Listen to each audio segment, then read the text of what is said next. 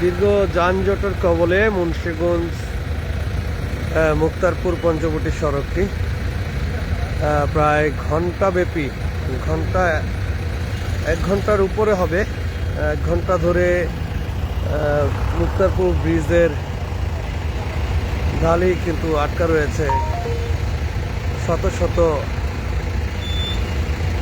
যানবাহন। দর্শক, আপনারা দেখছিলেন যে এই যে মুন্সিগঞ্জ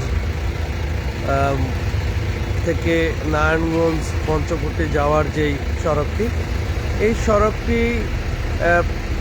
প্রতিনিয়ত মানুষের ভোগান্তির একটি কারণ হয়ে দাঁড়ায়। কারণ এই সড়কটি ব্যবহার করে বাংলাদেশের সবচেয়ে বৃহত্তম সিমেন্ট ফ্যাক্টরির ক্লিংকার বোঝায় সিমেন্ট ফ্যাক্টরির সিমেন্টবাহী যে ট্রাক রয়েছে সে ট্রাক, এবং এই সরু রাস্তাটি আমরা এর আগেও আপনাদেরকে দেখিয়েছিলাম যে এই রাস্তার যে উন্নয়নের কাজ চলছে, সেই উন্নয়নের কাজের এক সাইডে যেমন কাজ চলছে, অন্যদিকে যেই ক্রাউন সিমেন্ট ফ্যাক্টরির গেট এবং প্রিমিয়ার সিমেন্ট ফ্যাক্টরির গেট, এই দুই প্রিমিয়ার সিমেন্ট ফ্যাক্টরি এবং ক্রাউন সিমেন্ট ফ্যাক্টরির গেট দিয়ে যখন সিমেন্ট কারখানার যেই সিমেন্টবাহী ট্রাকগুলো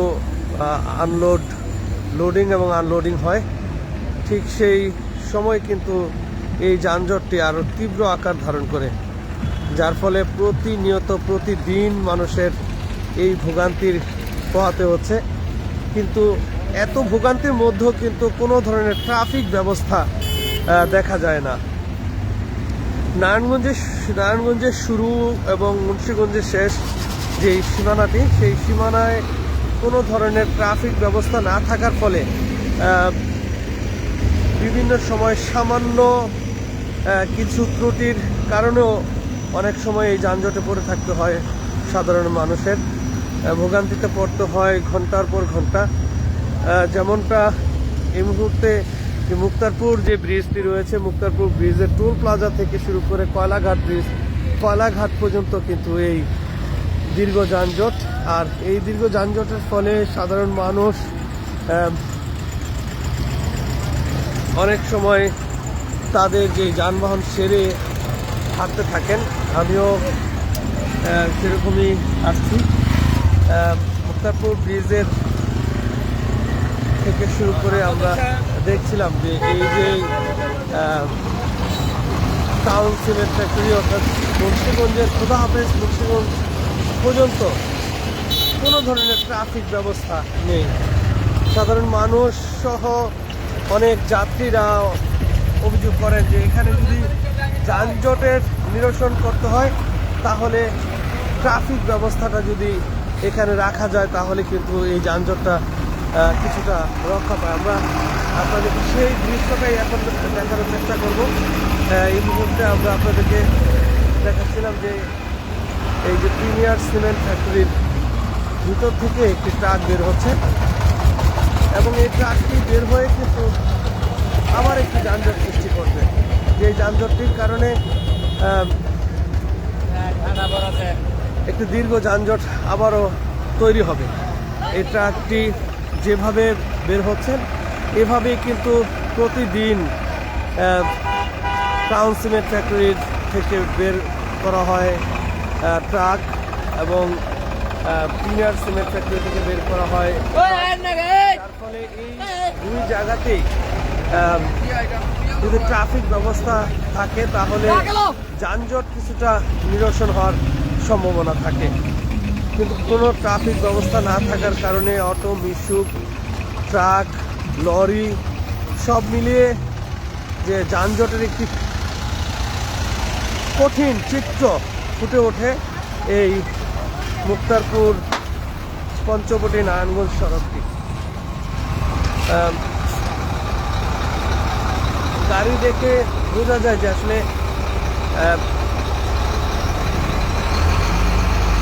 এত ভারী যানবাহন এই পথটি ব্যবহার করার ফলে যে ট্রাফিক ব্যবস্থা না থাকার কারণে সামান্য কয়েকটি গাড়ির কারণে কিন্তু বড় ধরনের সেই যানজটটি তৈরি হয়।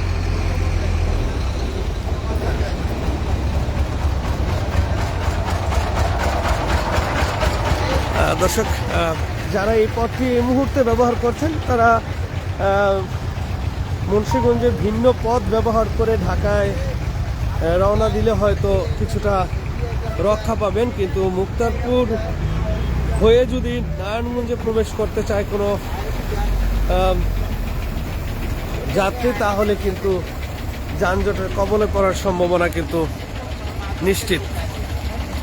এবং সেই সাথে যদি আমরা আপনাদেরকে দেখাই, এর আগেও দেখিয়েছিলাম, এই সামান্য প্লাস্টিক কনসার্ন এই প্রতিষ্ঠানটির টিনের বেড়া, এই টিনের বেড়ার কারণে, টিনের যেই বেড়া দেওয়া রয়েছে সেই কারণে কিন্তু এই পথটিও সরু অবস্থায় থাকে, যার ফলে এই একটি সরু পথ দিয়ে দুইটি ট্রাক যদি একসাথে আসেন তখন কিন্তু এই যানজট ছোটার কোনো কায়দা থাকে না।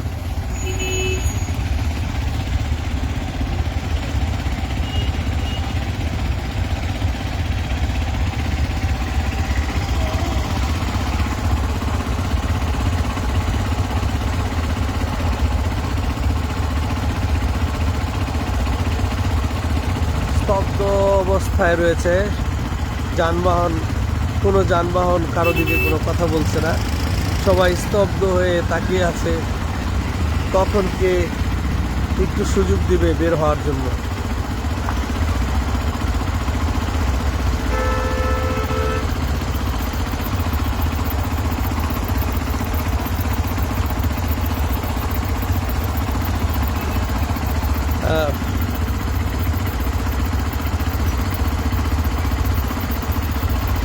ভাই, যানজট কোন পর্যন্ত?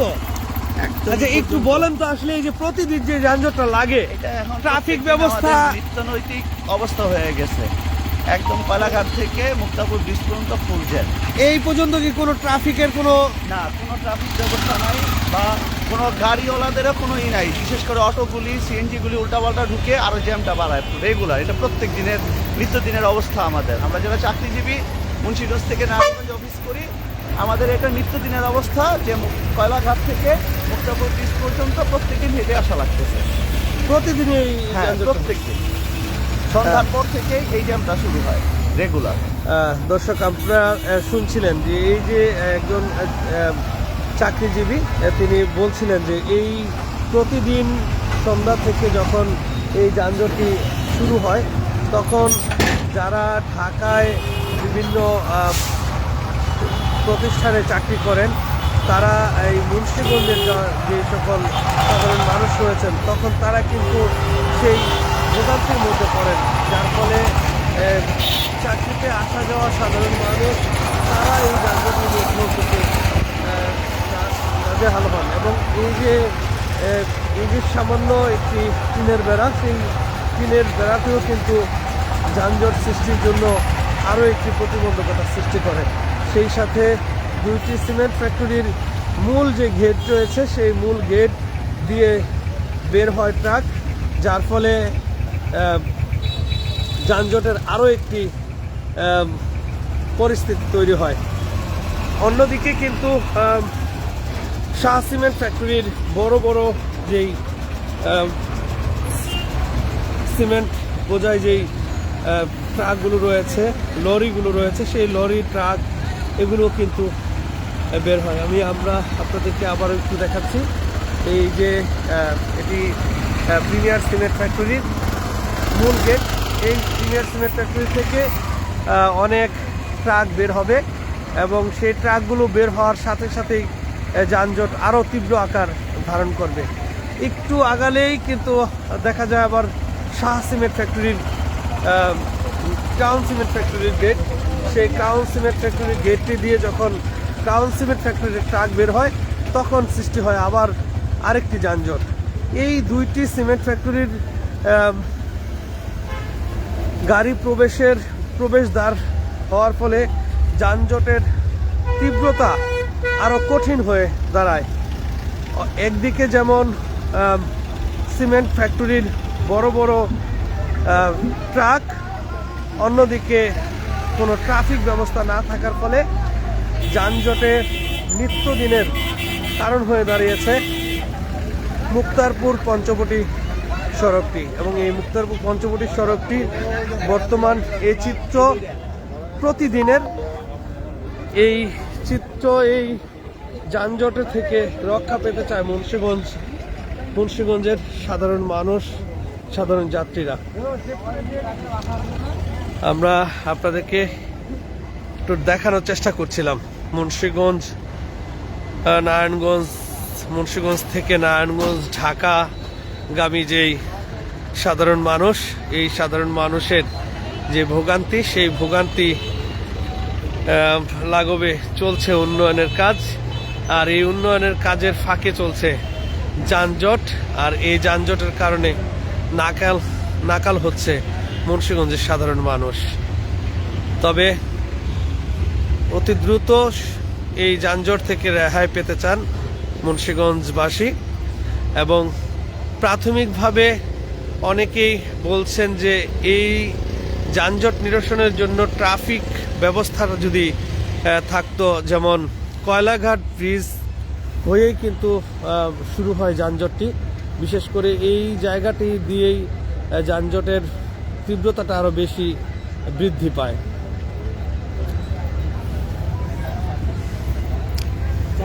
ভাই, কি দেখছেন?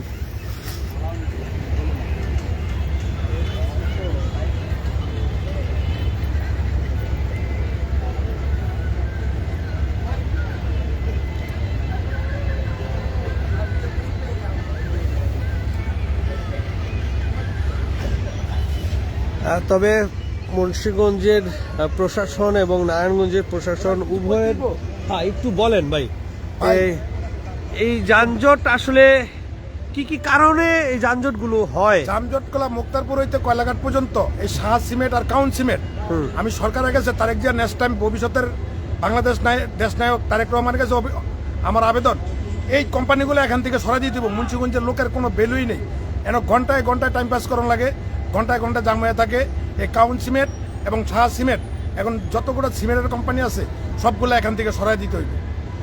মুন্সিগঞ্জবাসীর অনেক দুর্ভোগ, অনেক কষ্ট এই রোডে চলাফেরা করার এই জন্য। যে এই যানজট নিরসনের জন্য যে ট্রাফিক ব্যবস্থাটা, ট্রাফিক ব্যবস্থা কি এর এখানে মধ্যে কোনো ট্রাফিক আছে আপনার কোনো নজরে আছে? কোনো পুলিশ বা কোনো আইন শৃঙ্খলার লোক আছে? এই যে প্রত্যেকটা লোক ঘন্টায় ঘন্টায় যে বসে রয়েছে, এই ঘন্টার এই টাইমটা কে দিব? কেম দিব? এই শীতের দিনে কত দুর্ভোগ, হাজার হাজার লোকের দুর্ভোগ এই রোডের ভিতরে। তাহলে প্রশাসনের প্রতি কি বলবেন? প্রশাসনের প্রতি আমি অকুল আবেদন জানাই, যেন তারা আইসা এই যানজটটি প্রত্যেক দিন যেন ট্রাফিকের ব্যবস্থা করে, যেন যানজট না হয়, এটার একটা সুব্যবস্থা করার দরকার। ওকে, ঠিক আছে।